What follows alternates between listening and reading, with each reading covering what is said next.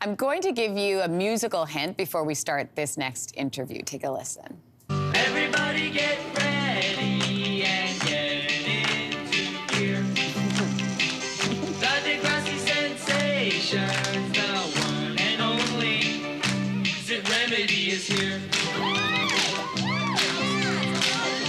Yes, if you know, you know. Guys, Zit Remedy, the musical stylings of Joey Jeremiah, Snake and Wheels, one small but mighty part of the iconic Degrassi series. Now, it started with the kids of Degrassi Street, followed by Degrassi High, Degrassi Junior High, and of course, the next generation as well. The woman at the center of it all remains the same. Schuyler wanted to tell real stories for and about young people, so she did. But the journey from entrepreneur to iconic TV franchise was anything but easy. Schuyler is joining us this morning with more. Good morning to you.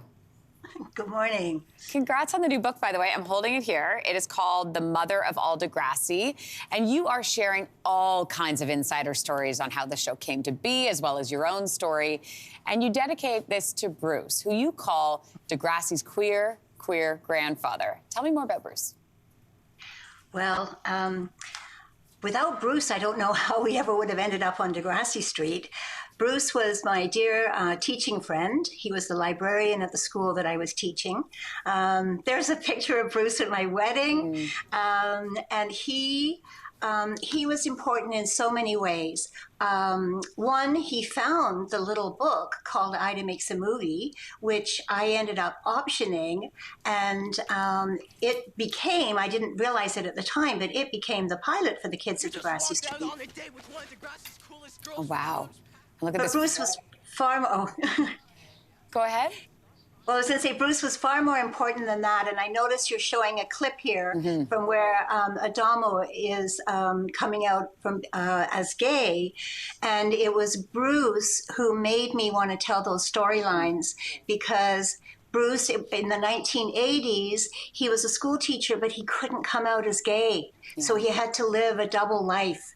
And it just made me so upset to see him not being able to be the real Bruce, that he became the impetus for so many of the queer storylines that I've told throughout Degrassi. Oh, what a great friend to have, and a great friend for the making of this show, too.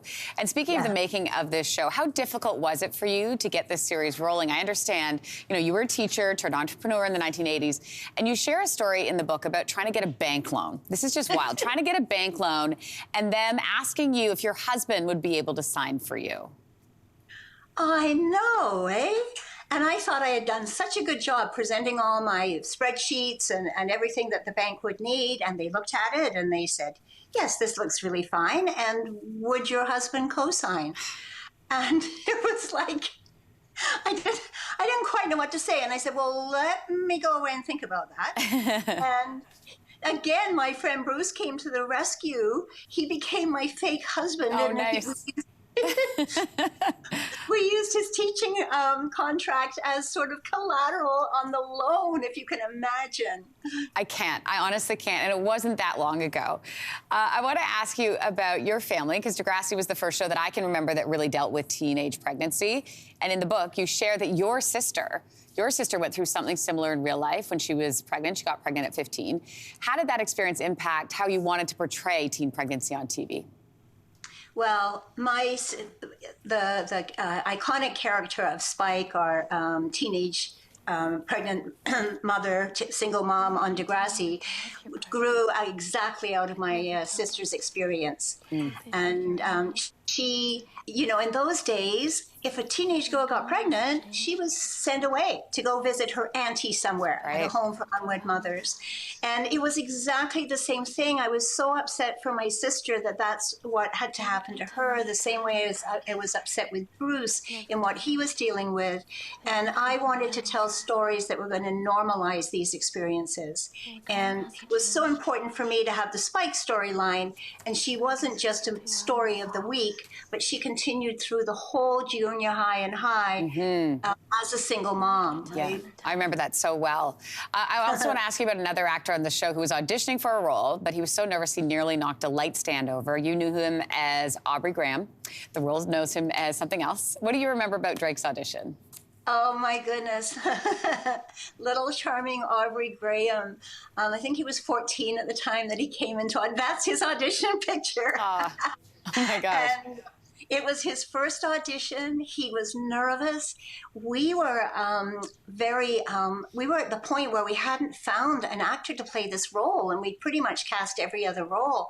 And he did the reading for us once, and we said, "Oh, fine, thank you very much." And he said, "Oh, no, please, let me do it again. I can do better." I said, "No, no, that's fine. Thank you." And he said, "Oh, no, please." And so we said, "Please, no, good." And he started to come and shake our hand, and he's sort of coming towards us, knocks a light stand. My PA grabs the light stand, and then he starts backing out of the room saying, "Thank you so much, thank you so much." He closed the door, and we all looked at each other and said, "We have just found our Jimmy Brooks." Oh my gosh, what a great story. And there's so many great stories in your book. I also want to mention proceeds going to Kids Help Phone.